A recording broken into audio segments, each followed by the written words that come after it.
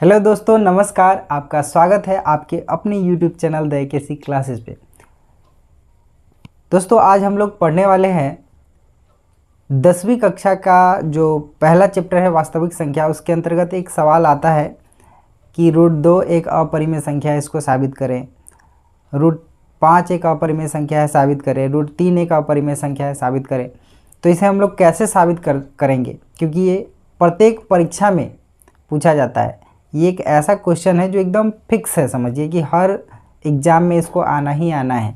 अगर आप आज ये वीडियो देख लेते हैं, पूरा वीडियो आप देखते हैं, इसको बढ़िया से सीखते हैं, तो आपका ये 2 नंबर जो है फिक्स हो जाएगा कि आज के बाद आपको इसके लिए दोबारा कभी नहीं पढ़ना पड़ेगा। तो दोस्तों, बिना देरी किए हम लोग शुरू करते हैं। आज हम लोग साबित करेंगे कि √2 एक अपरिमेय संख्या है। कैसे?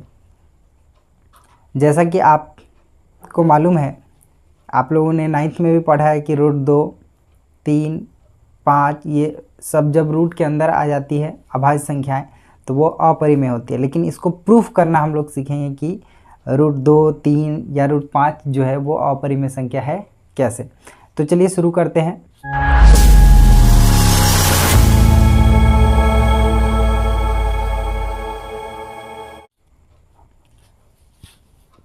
सबसे पहले हमको मान लेना है, जो भी साबित करना है उसका उल्टा मानना है। अपरिमेय संख्या है ये साबित करना है, तो हम लोग मानेंगे कि √2 एक परिमेय संख्या है। हम लोग लिखेंगे कि माना कि √2 एक परिमेय संख्या है।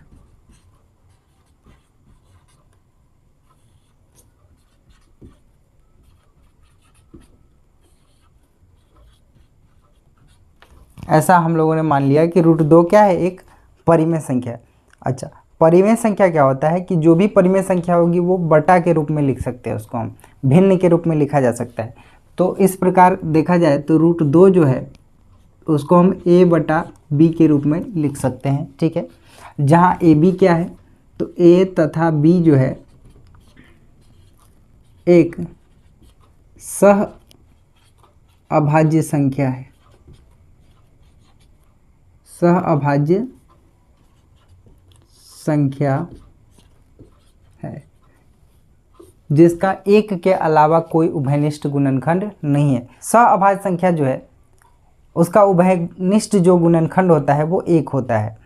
तो इसी प्रकार a और b जो है एक सह अभाज्य संख्या मानने के बाद क्या है कि ये दोनों के बीच एक ही उभयनिष्ठ गुणनखंड है, वो है 1। ठीक, अब हम लोग क्या करते हैं, ये b इधर नीचे भाग में है, इधर जाएगा तो √2b बराबर a हो जाएगा। हम लोग दोनों तरफ वर्ग करते हैं, दोनों तरफ वर्ग करने पर √2b है, इसका भी स्क्वायर करेंगे, उधर a है इसका भी स्क्वायर करेंगे, दोनों तरफ स्क्वायर कर रहे हैं। ठीक, तो यहाँ पे क्या हो जाएगा, 2b² हो जाएगा और बराबर में हो जाएगा a²। ठीक है, अब हम देख रहे हैं कि यदि हम 2 को इधर ले जाएं, b² है यहाँ और a²/2 ऐसे हो सकता है। तो 2 क्या है, a² को विभाजित कर रहा है, भाग लगा रहा है ना। तो यह a को भी भाग लगाएगा। जैसे कि मान लीजिए कोई किसी के पापा को पीट सकता है, तो क्या उसके बच्चे को नहीं पीट सकता है, उसके बेटा को नहीं पीट सकता है? बिल्कुल पीट सकता है। जैसे कि मान लीजिए कि 2 जो है 4 के स्क्वायर को भाग लगा सकता है। जैसे 4 का स्क्वायर क्या होता है, 16। 16 को 2 भाग लगा सकता है, 8 बार में पूरा कट गया। तो क्या यह 4 को नहीं भाग लगा सकता है? बिल्कुल लगा सकता है। यानी कि b जो है 2 जो है a² को भाग लगा रहा है, विभाजित कर रहा है, तो यह a को भी विभाजित करेगा। बिल्कुल। अब हम यहाँ पे कथन a लिखेंगे। कथन a क्या कहता है कि यहाँ 2 a² को विभाजित कर रहा है तो यह a को भी विभाजित करेगा।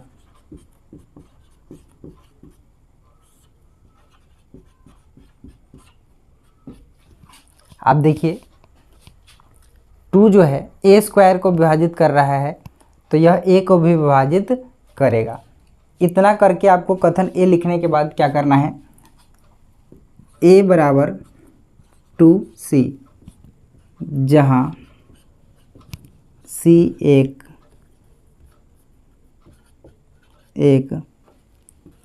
पूर्णांक है। आप ध्यान दीजिएगा, अगर रूट 3 साबित करना हो तो यहाँ पे 3c लीजिएगा, 3c। रूट 5 साबित करना हो तो 5c लीजिएगा। रूट 2 साबित करना था तो हमने 2c लिया है, जहाँ c क्या है, एक पूर्णांक है। ठीक, अब हम लोग सिंपल क्या करेंगे कि ये जो है इसको समीकरण 1 मान लेंगे और इसका मान जो है समीकरण 1 में रखेंगे। ठीक, तो हम क्या करते हैं, ये मान जो है समीकरण 1 में रखने पर क्या आएगा, 2b स्क्वायर बराबर a स्क्वायर की जगह पे हम रख देंगे a का स्क्वायर है यानी कि 2c का स्क्वायर, तो 2b स्क्वायर बराबर 4c स्क्वायर हो जाएगा। b स्क्वायर इधर अकेला रहेगा, 2 इधर गुना में है, इधर जाएगा भाग में, तो 4/2c स्क्वायर, 2 से 4 कट गया 2 बार में, यानी कि b स्क्वायर बराबर हो गया 2c स्क्वायर। ठीक, अब हम देख रहे हैं ठीक उसी प्रकार अगर 2 को हम इधर लाते हैं तो 2 से b स्क्वायर विभाजित होगा। जैसा हम देख रहे थे कि 2 को अगर इधर ले जाते हैं तो a स्क्वायर विभाजित हो रहा है, वैसे ही 2 को अगर हम इधर लाते हैं तो 2b स्क्वायर को विभाजित करेगा, यानी कि यह b को भी विभाजित करेगा। बिल्कुल सही, आप लोगों ने यहाँ पे देखा, जैसे हमने यहाँ पे लिखा है वैसे ही हम यहाँ पे भी कथन b लिखेंगे। अभी यहाँ पे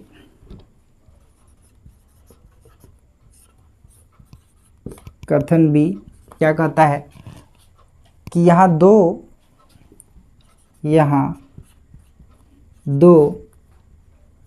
b स्क्वायर को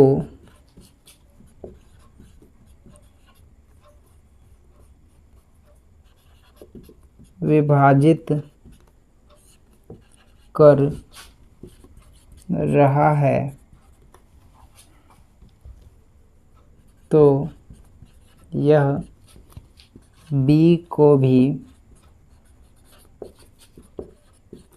विभाजित करेगा।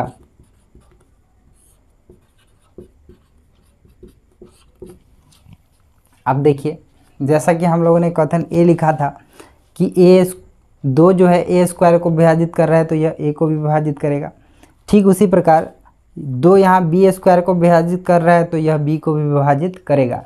अब आप यहाँ पे गौर कीजिए, हम लोगों ने यहाँ पहले माना है कि a बटा b जो है इसमें a और b सहअभाज्य संख्या है जिसका उभयनिष्ठ गुणनखंड केवल 1 है, लेकिन हम यहाँ पे देख रहे हैं कि एक और उभयनिष्ठ गुणनखंड 2 निकल के आ रहा है, जिससे a भी भाग लग जा रहा है और b भी भाग लग जा रहा है, यानी कि a और b का एक और उभयनिष्ठ गुणनखंड है 2, जिससे दोनों भाग लग जा रहा है। अतः हमारा मानना जो है वो गलत है कि √2 एक परिमेय संख्या है।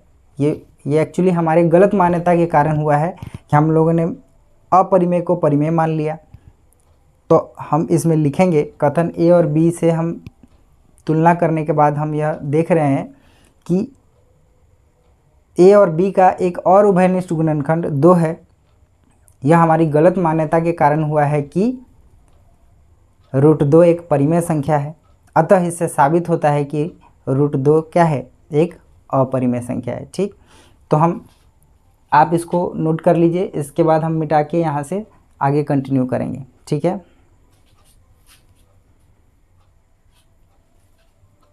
अब हम लोगों को लास्ट कंक्लूजन लिखना है, तो हम लिखेंगे कथन a तथा b से हमें यह पता चलता है कि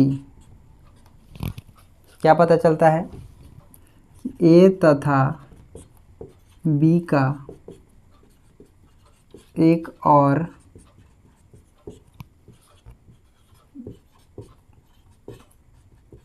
उभयनिष्ठ गुणनखंड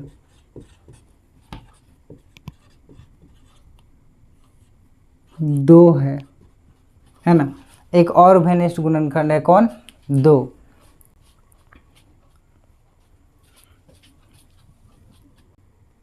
यह हमारी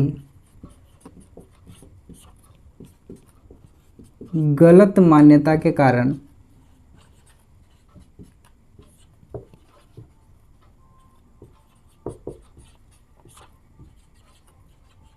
हुआ है कि √2 एक परिमेय संख्या है। अतः इससे साबित होता है कि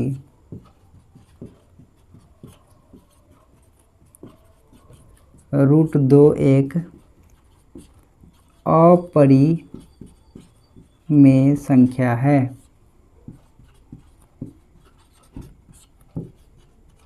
यहाँ पे हमने यहाँ पे प्रूफ कर दिया कि √2 जो है वह एक अपरिमेय संख्या है। तो वीडियो अगर अच्छा लगा तो वीडियो को लाइक कीजिए, चैनल को सब्सक्राइब कीजिए और चैनल से जुड़े रहिए और सीखते रहिए। धन्यवाद।